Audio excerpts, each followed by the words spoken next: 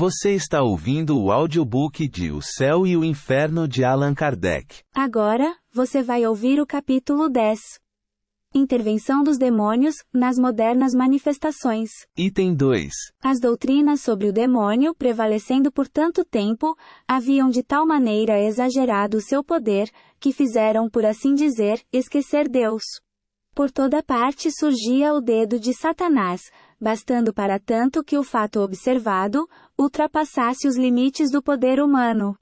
Até as coisas melhores, as descobertas mais úteis, sobretudo as que podiam abalar a ignorância e alargar o círculo das ideias, foram tidas muita vez por obras diabólicas.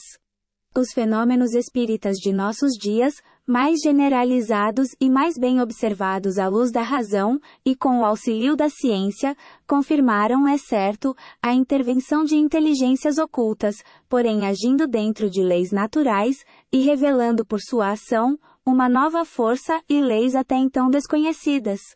A questão reduz-se, portanto, a saber de que ordem são essas inteligências.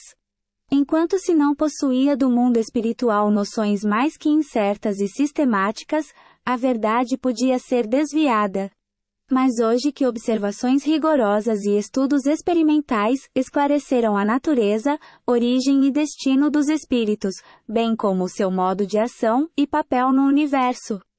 Hoje dizemos, a questão se resolve por fatos. Sabemos agora, que essas inteligências ocultas, são as almas dos que viveram na Terra. Sabemos também que as diversas categorias de bons e maus espíritos, não são seres de espécies diferentes, porém que apenas representam graus diversos de adiantamento.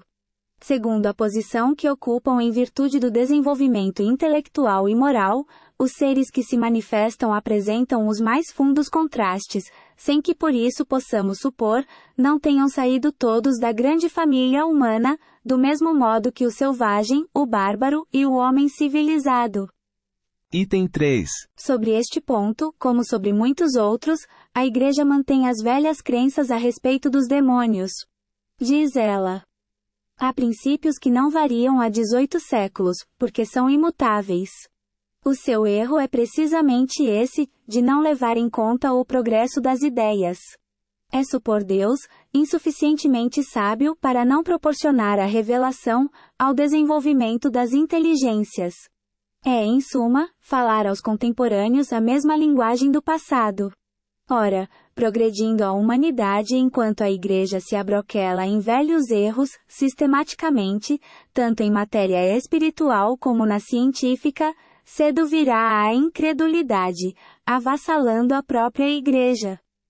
Item 4. Eis como esta explica a intervenção exclusiva dos demônios nas manifestações espíritas. 1. Aqui lhe aguçam a curiosidade com fenômenos e partidas pueris. Além, despertam-lhe a admiração, e subjugam-no pelo encanto do maravilhoso. Se o sobrenatural aparece e os desmascara, então acalmam-se, extinguem quaisquer apreensões, solicitam confiança e provocam familiaridade. Ora se apresentam como divindades e bons gênios, ora assimilam nomes e mesmo traços de memorados mortos.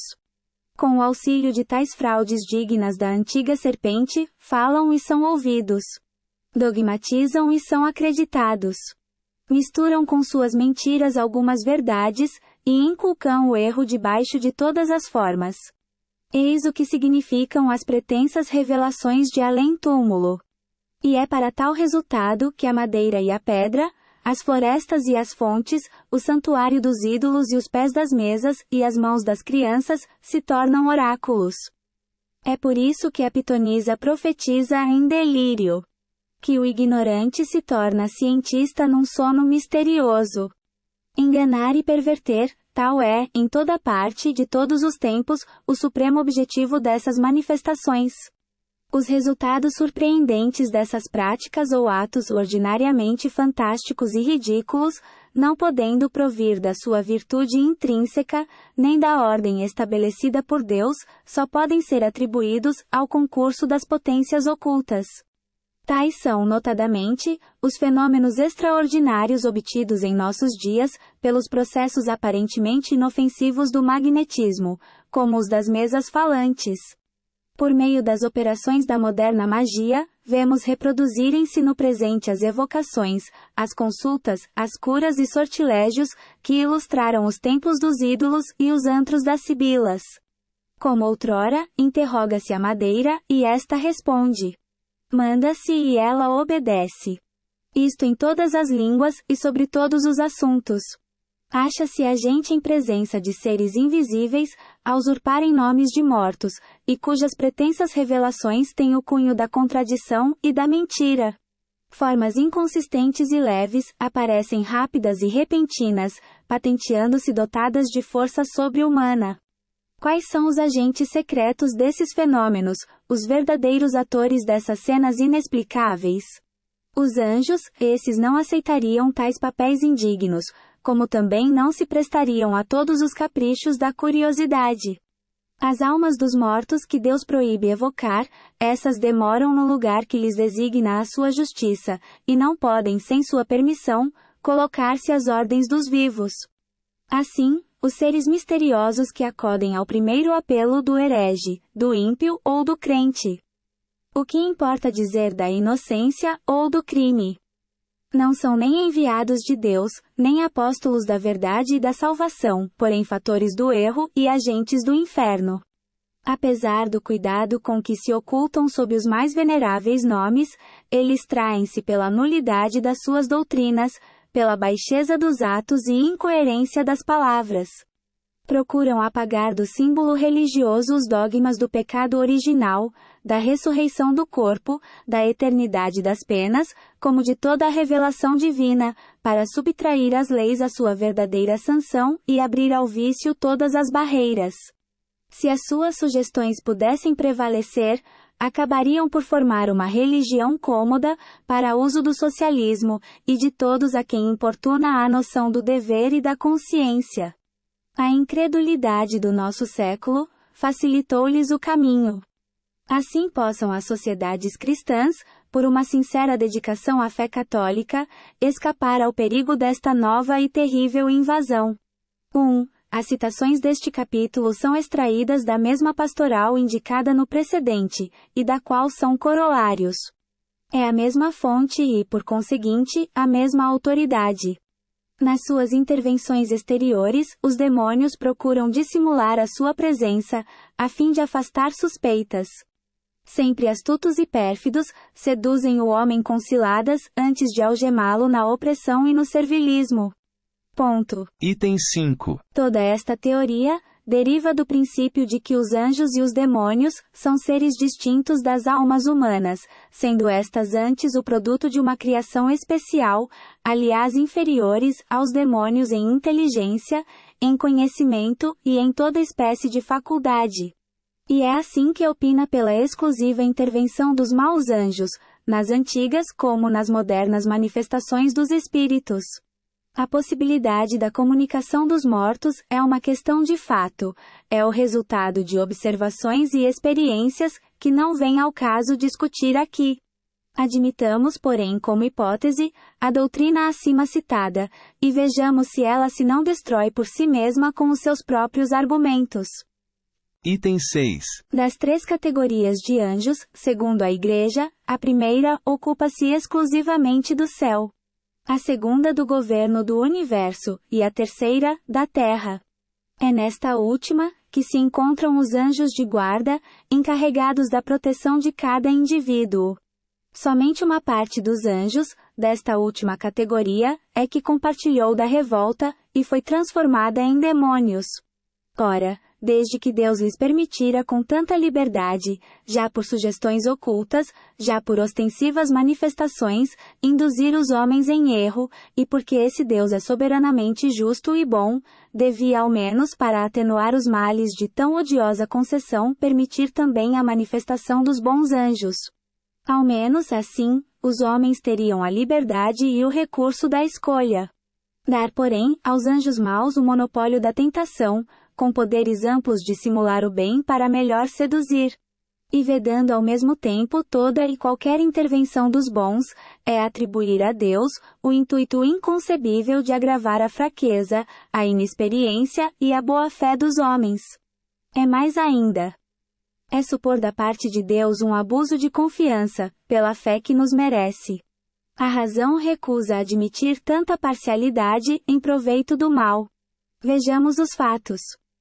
Item 7. Aos demônios concedem-se faculdades transcendentes. Nada perderam da natureza angélica. Possuem o saber, a perspicácia, a previdência e a penetração dos anjos, tendo ainda a mais astúcia, ardil e artifício, tudo em grau mais elevado. O objetivo que os move é desviar os homens do bem, afastá-los de Deus, e arrastá-los ao inferno, do qual são provedores e recrutadores. Assim, compreende-se que se dirijam de preferência aos que estão no bom caminho, e nele persistem. Compreende-se o emprego das seduções e simulacros do bem, para atraí-los e perdê-los. Mas o que se não compreende é que se dirijam aos que já lhes pertencem de corpo e alma, procurando reconduzi-los a Deus e ao bem. Quem mais estará nas garras do demônio do que aquele que de Deus blasfema, atido ao vício e à desordem das paixões? Esse não estará no caminho do inferno. Mas então como compreender que a uma tal presa, esse demônio exorte a rogar a Deus, a submeter-se à sua vontade, a renunciar ao mal? Como se compreende que exalte aos seus olhos a vida deliciosa dos bons espíritos, e lhe pinte a horrorosa posição dos maus?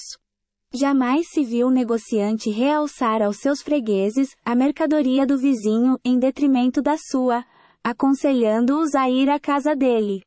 Nunca se viu um arrebanhador de soldados depreciar a vida militar, decantando o repouso da vida doméstica.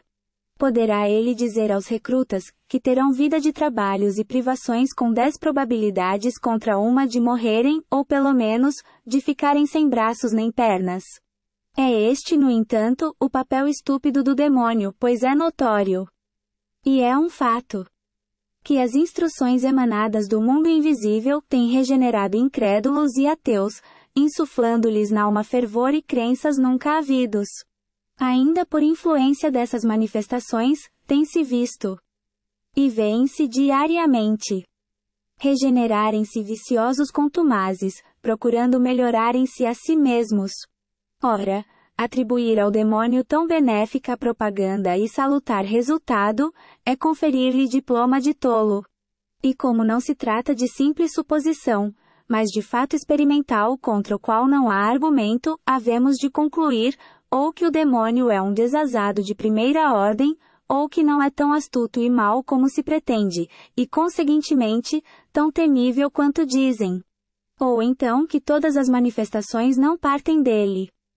Item 8. Eles inculcam o erro sob todas as formas, e é para obter esse resultado que a madeira, a pedra, as florestas, as fontes, os santuários dos ídolos, os pés das mesas e as mãos dos meninos se tornam oráculos. Mas, se assim é, qual o sentido e valor destas palavras do Evangelho? Eu repartirei meu espírito por toda a carne. Vossos filhos e filhas profetizarão. Os jovens terão visões, e os velhos terão sonhos. Nesses dias repartirei meu espírito por todos os meus servidores e servidoras, e eles profetizarão. Atos dos Apóstolos capítulo 2, VV 17 e 18. Não estará nessas palavras a predição tácita da mediunidade dos nossos dias, a todos concedida, mesmo às crianças? E essa faculdade foi anatematizada pelos apóstolos? Não. Eles a apregoam como graça divina, e não como obra do demônio. Terão os teólogos de hoje mais autoridade que os apóstolos? Por que não ver antes o dedo de Deus, na realização daquelas palavras? Item 9. Por meio das operações da moderna magia, vemos reproduzirem-se no presente as evocações, as consultas, as curas, e os sortilégios, que ilustraram os templos dos ídolos e os antros das sibilas. Nós perguntamos: que há de comum entre as operações da magia e as evocações espíritas? Houve tempo em que tais operações faziam fé, e acreditava-se na sua eficácia, mas hoje são simplesmente ridículas. Ninguém as toma a sério, e o espiritismo condena-as.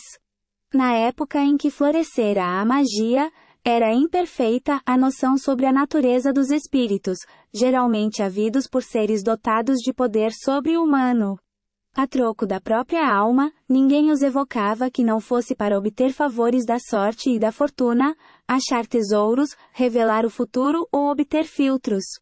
A magia com seus sinais, fórmulas e práticas cabalísticas era increpada de fornecer segredos para operar prodígios, constranger espíritos a ficarem às ordens dos homens e satisfazerem-lhes os desejos. Hoje sabemos que os espíritos são as almas dos mortos, e não os evocamos senão para receber conselhos dos bons, moralizar os maus, e continuar relações com seres que nos são caros. Eis o que diz o Espiritismo a tal respeito. Item 10. Não podereis obrigar nunca a presença de um espírito vosso igual ou superior em moralidade, por vos faltar autoridade sobre ele. Mas do vosso inferior, e sendo para seu benefício consegui-lo-eis, visto como outros espíritos vos secundam. O Livro dos Médiuns, segunda parte, capítulo 25. A mais essencial de todas as disposições para evocar é o recolhimento, quando desejarmos tratar com espíritos sérios. Com a fé e o desejo do bem, mais aptos nos tornamos para evocar espíritos superiores. Elevando nossa alma por alguns instantes de concentração no momento de evocá-los, identificamo-nos com os bons espíritos, predispondo a sua vinda. O Livro dos Médiuns, segunda parte, capítulo 25. Nenhum objeto, medalha ou talismã tem a propriedade de atrair ou repelir espíritos, pois a matéria, ação alguma exerce sobre eles. Nunca um bom espírito aconselha tais absurdos. A virtude dos talismãs só pode existir na imaginação de pessoas simplórias. O Livro dos Médiuns, segunda parte, capítulo 25. Não há fórmulas sacramentais para evocar espíritos. Quem quer que pretendesse estabelecer uma fórmula, poderia ser taxado de usar de charlatanismo, visto que para os espíritos puros, a fórmula nada vale. A evocação deve, porém, ser feita sempre em nome de Deus. O Livro dos Médiuns, segunda parte, capítulo 17. Os espíritos que prefixam entrevistas em lugares lúgubres e a horas indevidas, são os que se divertem à custa de quem os ouve. É sempre inútil, e muitas vezes perigoso ceder a tais sugestões. Inútil, porque nada se ganha além de uma mistificação, e perigoso, não pelo mal que possam fazer os espíritos, mas pela influência que tais fatos podem exercer sobre cérebros fracos. O Livro dos Médiuns, segunda parte, capítulo 25. Não há dias nem horas, mais especialmente propícios às evocações. Isso, como tudo que é material, é completamente indiferente aos espíritos, além de ser supersticiosa a crença em tais influências. Os momentos mais favoráveis são aqueles em que o evocador pode abstrair-se melhor das suas preocupações habituais, calmo de corpo e de espírito. O Livro dos Médiuns, segunda parte, capítulo 25. A crítica malévola apraz-se em representar as comunicações espíritas, revestidas das práticas ridículas e supersticiosas da magia e da nigromancia. Entretanto, se os que falam do espiritismo sem conhecê-lo procurassem estudá-lo, poupariam trabalhos de imaginação e alegações que só servem para demonstrar a sua ignorância e má vontade. Para conhecimento das pessoas estranhas à ciência, diremos que não há horas mais propícias, umas que outras, como não há dias nem lugares, para comunicar com os espíritos. Diremos mais. Que não há fórmulas, nem palavras sacramentais ou cabalísticas para evocá-los. Que não há necessidade alguma de preparo ou iniciação. Que é nulo o emprego de quaisquer sinais ou objetos materiais para atraí-los ou repeli-los, bastando para tanto o pensamento. E finalmente, que os médiuns recebem deles as comunicações sem sair do estado normal, tão simples e naturalmente, como se tais comunicações fossem ditadas por uma pessoa vivente. Só o charlatanismo poderia emprestar às comunicações formas excêntricas, enxertando-lhes ridículos acessórios. O que é o Espiritismo, capítulo 2, número 49. O futuro é vedado ao homem por princípio, e só em casos raríssimos e excepcionais é que Deus faculta a sua revelação. Se o homem conhecesse o futuro, por certo que negligenciaria o presente, e não agiria com a mesma liberdade. Absorvidos pela ideia da fatalidade de um acontecimento, ou procuramos conjurá-lo, ou não nos preocupamos dele. Deus não permitiu que assim fosse, a fim de que cada qual concorresse para a realização dos acontecimentos mesmos, que porventura desejaria evitar. Ele permite, no entanto, a revelação do futuro, quando o conhecimento prévio de uma coisa não estorva, mas facilita a sua realização, induzindo a procedimento diverso do que se teria, sem tal circunstância. O Livro dos Espíritos, parte 3, capítulo 10. Os espíritos não podem guiar descobertas, nem investigações científicas. A ciência é obra do gênio, e só deve ser adquirida pelo trabalho, pois é por este que o homem progride. Que mérito teríamos nós, se, para tudo saber, apenas bastasse interrogar os espíritos? Por esse preço todo imbecil poderia tornar-se sábio. O mesmo se dá relativamente aos inventos e descobertas da indústria. Chegado que seja o tempo de uma descoberta, os espíritos encarregados da sua marcha, procuram o homem capaz de levá-la a bom termo, e inspiram-lhe as ideias necessárias, isto de molde a não lhe tirar o respectivo mérito, que está na elaboração e execução dessas ideias. Assim tem sido com todos os grandes trabalhos da inteligência humana. Os espíritos deixam cada indivíduo na sua esfera.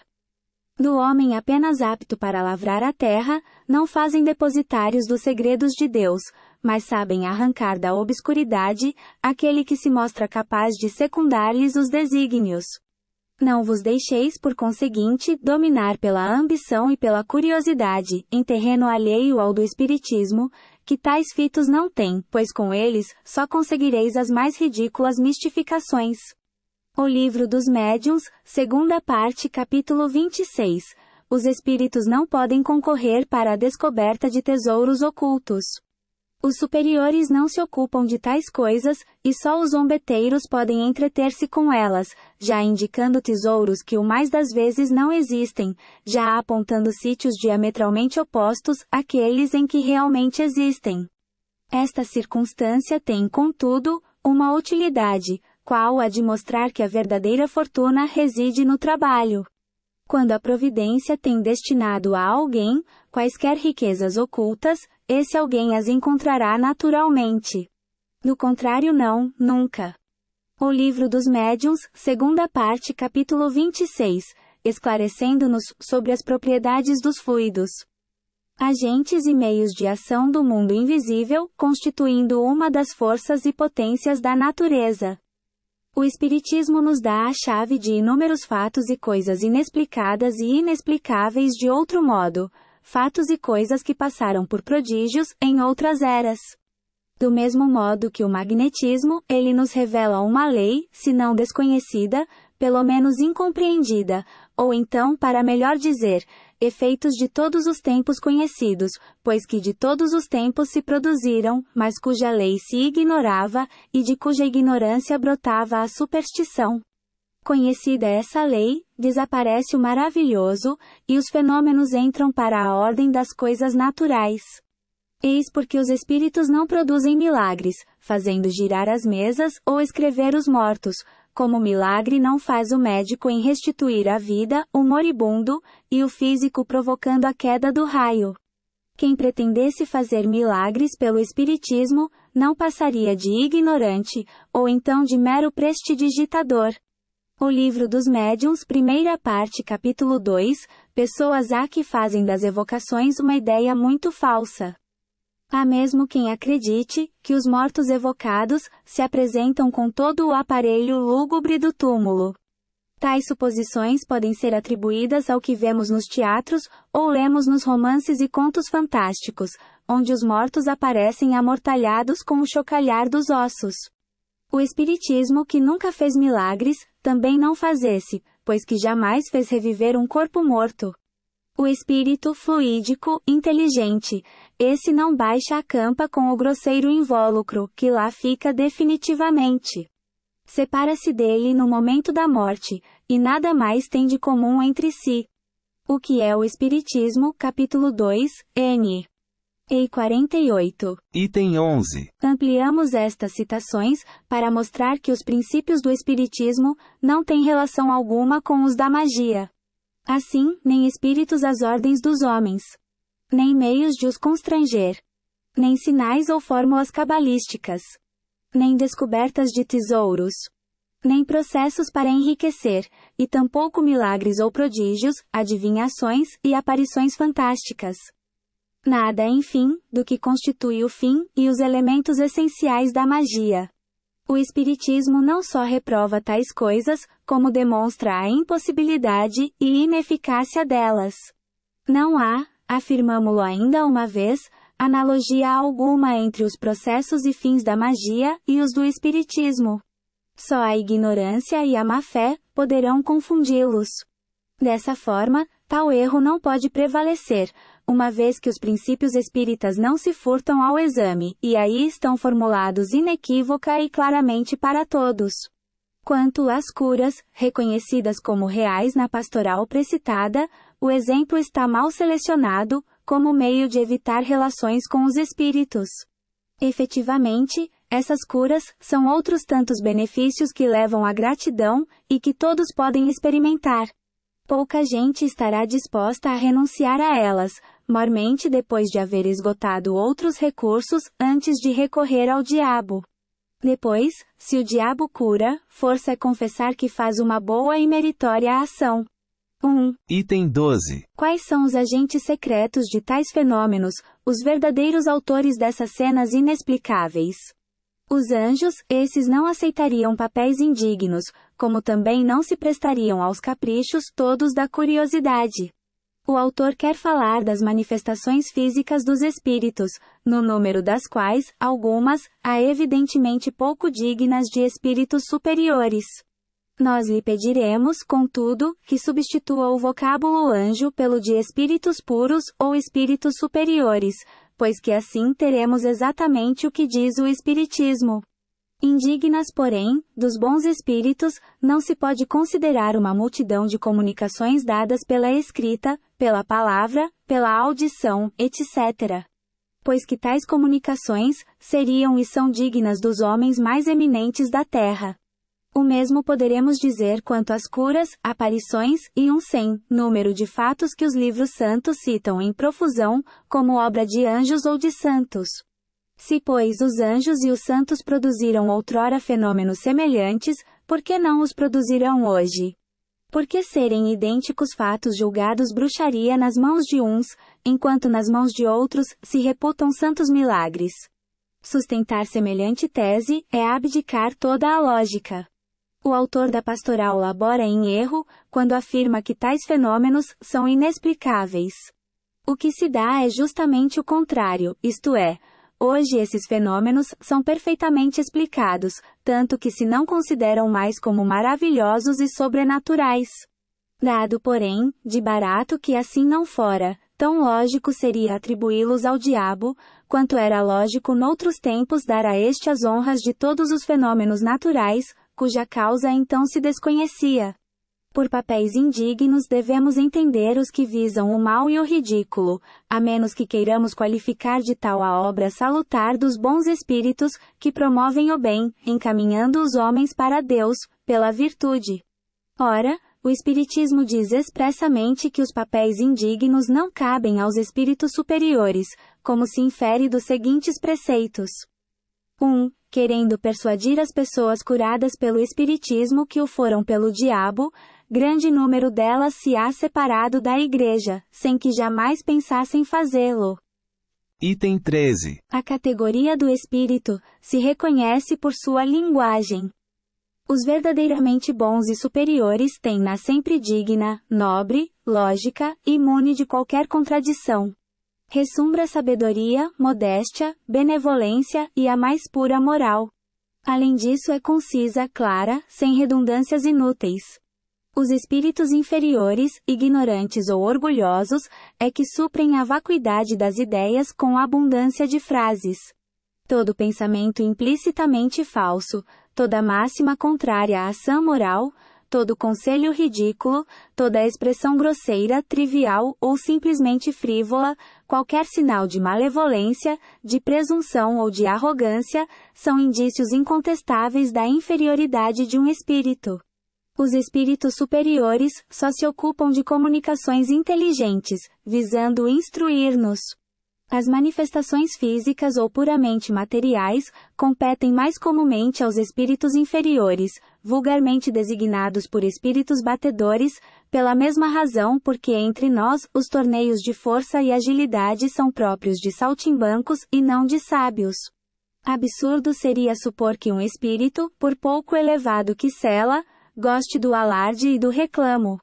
O que é o Espiritismo? Capítulo 2, N.S. 37, 38, 39, 40 e 60. Vede também o Livro dos Espíritos, parte 2, capítulo 1. Diferentes ordens de espíritos. Escala espírita, e o Livro dos Médiuns, segunda parte, capítulo 24. Identidade dos espíritos. Distinção dos bons e maus espíritos. Qual é o homem de boa fé, que pode lobrigar nestes preceitos, atribuições incompatíveis com espíritos elevados? Não, o Espiritismo não confunde os espíritos, antes pelo contrário distingue-os. A Igreja, sim, atribui aos demônios uma inteligência igual à dos anjos, ao passo que o Espiritismo afirma e confirma, baseado na observação dos fatos, que os espíritos inferiores são mais ou menos ignorantes, tendo muito limitados o seu horizonte moral e perspicácia, de feição a terem das coisas uma ideia muita vez falsa e incompleta, incapazes de resolver certas questões, e conseguintemente, de fazer tudo quanto se atribui aos demônios. Item 14. As almas dos mortos que Deus proíbe evocar. Essas demoram no lugar que lhes designa a sua justiça, e não podem, sem sua permissão, colocar-se à disposição dos vivos. O Espiritismo vai além, é mais rigoroso. Não admite manifestação de quaisquer espíritos, bons ou maus, sem a permissão de Deus, ao passo que a Igreja de tal não cogita relativamente aos demônios, os quais, segundo a sua teoria, se dispensam de tal permissão. O Espiritismo diz mais que, mediante tal permissão, e correspondendo ao apelo dos vivos, os espíritos não se põem à disposição destes. O espírito evocado vem voluntariamente, ou é constrangido a manifestar-se. Obedecendo à vontade de Deus, isto é, a lei que rege o universo, ele julga da utilidade ou inutilidade da sua manifestação, o que constitui uma prerrogativa do seu livre arbítrio. O espírito superior não deixa de vir sempre que é evocado para um fim útil, só se recusando a responder, quando em reunião de pessoas pouco sérias, que levem a coisa em ar de gracejo. O Livro dos Médiuns, segunda parte, capítulo 25. Pode o espírito evocado recusar-se a vir pela evocação que lhe fazem? Perfeitamente, visto como tem o seu livre arbítrio. Podeis acaso acreditar que todos os seres do universo estejam à vossa disposição? E vós mesmos vos julgais obrigados a responder a todos quantos pronunciam o vosso nome? Mas quando digo que o espírito pode recusar-se, subordino essa negativa ao pedido do evocador. Por isso que um espírito inferior pode ser constrangido por um superior a manifestar-se. O Livro dos Médiuns, segunda parte, capítulo 25, tantos espíritas estão convencidos de que nada podem sobre os espíritos diretamente, sem a permissão de Deus, que dizem quando evocam. Rogamos a Deus Todo-Poderoso, permitir que um bom espírito se comunique conosco, bem como aos nossos anjos de guarda, assistir-nos e afastarem os maus espíritos. E em se tratando de evocação, de um espírito determinado. Rogamos a Deus Todo-Poderoso permitir que tal espírito se comunique conosco, etc. O Livro dos Médiuns, segunda parte, capítulo 17, número 203. Item 15. As acusações formuladas pela Igreja contra as evocações não atingem, portanto, o espiritismo, porém as práticas da magia, com a qual este nada tem de comum. O Espiritismo condena tanto quanto a Igreja as referidas práticas, ao mesmo tempo que não confere aos espíritos superiores um papel indigno deles, nem algo pergunta ou pretende obter, sem a permissão de Deus. Certo, pode haver quem abuse das evocações, quem delas faça um jogo, quem lhes desnature o caráter providencial em proveito de interesses pessoais, ou ainda quem por ignorância, leviandade, orgulho ou ambição se afaste dos verdadeiros princípios da doutrina. O verdadeiro espiritismo, o espiritismo sério os condena, porém, tanto quanto a verdadeira religião, condena os crentes hipócritas e os fanáticos. Portanto, não é lógico nem razoável imputar ao espiritismo abusos que ele é o primeiro a condenar, e os erros daqueles que o não compreendem. Antes de formular qualquer acusação, convém saber se é justa. Assim diremos. A censura da Igreja recai nos charlatães, nos especuladores, nos praticantes de magia e sortilégio, e com razão. Quando a crítica religiosa ou séptica, dissecando abusos, profliga o charlatanismo, não faz mais que realçar a pureza da sã doutrina, auxiliando-a no expurgo de maus elementos, e facilitando-nos a tarefa. O erro da crítica está no confundir o bom e o mal, o que muitas vezes sucede pela má-fé de alguns, e pela ignorância do maior número. Mas a distinção que uma tal crítica não faz, outros a fazem. Finalmente, a censura aplicada ao mal, e a qual todo espírita sincero e reto se associa, essa nem prejudica, nem afeta a doutrina. Item 16. Assim, os seres misteriosos que acodem ao primeiro apelo do herege, do ímpio ou do crente. O que importa dizer? Da inocência ou do crime. Não são nem enviados de Deus, nem apóstolos da verdade e da salvação, mas fatores do erro e agentes do inferno. Estas palavras persuadem que Deus não permite a manifestação de bons espíritos que possam esclarecer e salvar da eterna perdição o herege, o ímpio e o criminoso. Somente os prepostos do inferno se lhes envia, para mais mergulhá-los no lodaçal. Pesa dizê-lo, mas segundo a Igreja, Deus não envia a inocência senão seres perversos para seduzi-la. Essa Igreja não admite entre os anjos, entre as criaturas privilegiadas de Deus, um ser bastante compassivo, que venha em socorro das almas transviadas. Para que servem, pois, as brilhantes qualidades que exornam tais seres?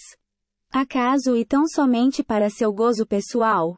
E serão eles realmente bons, quando, extasiados pelas delícias da contemplação, veem tantas almas no caminho do inferno sem que procurem desviá-las? Mas isso é precisamente a imagem do egoísmo desses potentados que, impiedosos na farta opulência, deixam morrer à fome o mendigo que lhes bate à porta. É mais ainda. É o próprio egoísmo arvorado em virtude, e colocado aos pés do Criador. Mas vós vos admirais que bons espíritos venham ao herege e ao ímpio, certamente porque vos esquecestes desta parábola do Cristo. Não é o homem são que precisa de médico. Então não tendes um ponto de vista mais elevado que o dos fariseus daquele tempo?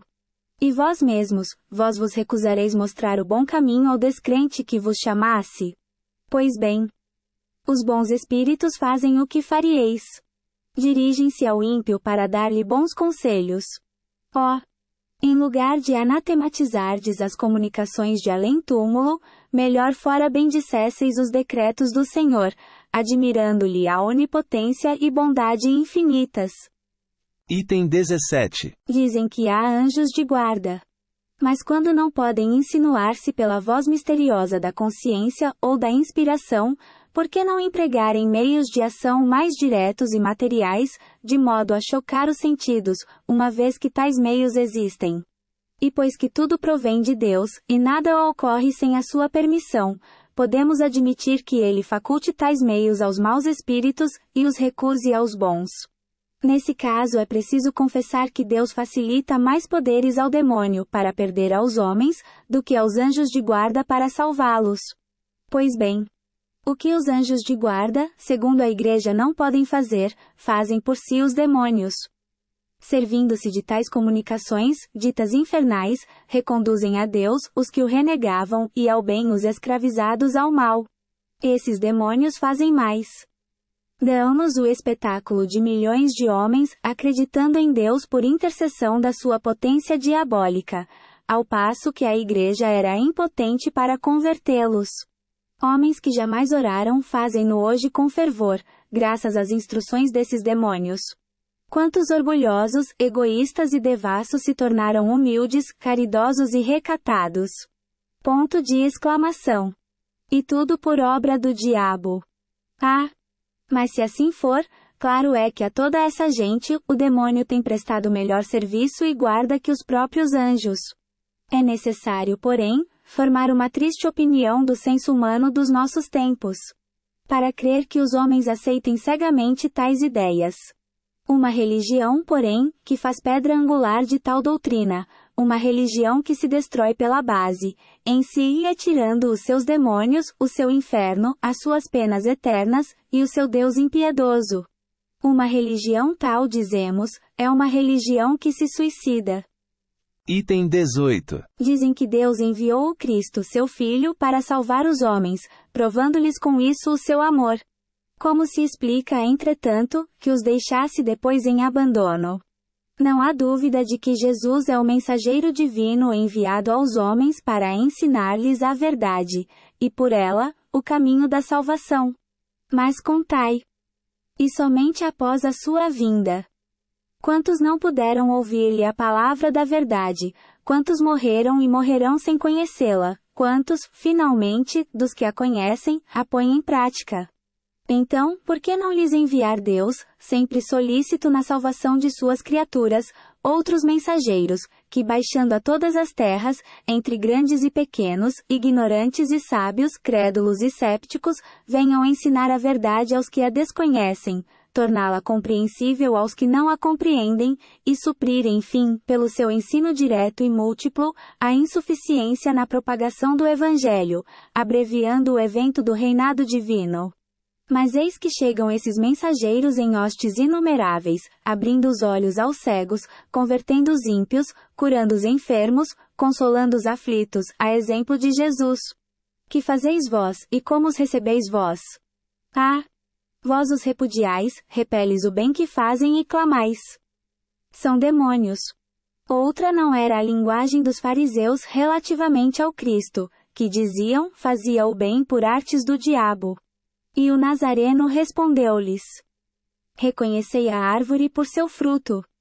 A má árvore não pode dar bons frutos. Para os fariseus, eram maus os frutos de Jesus, porque ele vinha destruir o abuso e proclamar a liberdade que lhes arruinaria a autoridade. Se ao invés disso Jesus tivesse vindo lisonjear-lhes o orgulho, sancionar os seus erros e sustentar-lhes o poder, então sim, ele seria o esperado Messias dos judeus. Mas o Cristo era só, pobre e fraco. Decretaram-lhe a morte julgando extinguir-lhe a palavra, e a palavra sobreviveu-lhe porque era divina. Importa contudo dizer que essa palavra só lentamente se propagou, e após 18 séculos, apenas é conhecida de 1/10 do gênero humano. Além disso, em que pese a tais razões, numerosos cismas rebentaram já do seio da cristandade. Pois bem, agora, Deus, em sua misericórdia, envia os Espíritos a confirmá-la, a completá-la, a difundi-la por todos e em toda a terra, a santa palavra de Jesus. E o grande caso, é que os Espíritos não estão encarnados, num só homem, cuja voz fora limitada. Eles são inumeráveis, andam por toda parte e não podem ser tolhidos. Também por isso, o seu ensino se amplia com a rapidez do raio. E porque falam ao coração e à razão, são pelos humildes mais compreendidos. Item 19. Não é indigno de celestes mensageiros. Dizeis. O transmitirem suas instruções por meio tão vulgar, qual o das mesas.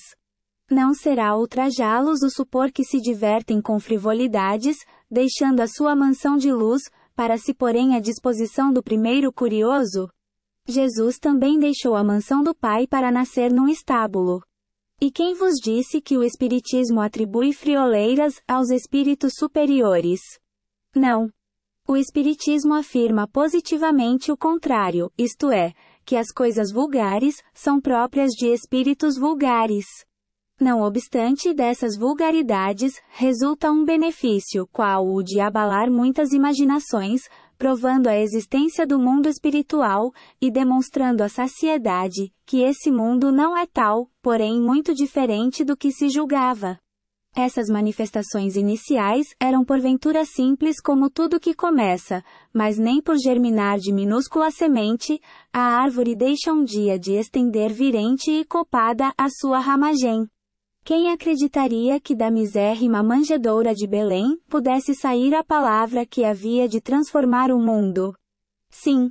O Cristo é bem o Messias divino. A sua palavra é bem a palavra da verdade, fundada na qual a religião se torna inabalável, mas sob condição de praticar os sublimes ensinamentos que ela contém, e não de fazer do Deus justo e bom, que nela reconhecemos, um Deus faccioso, vingativo e cruel.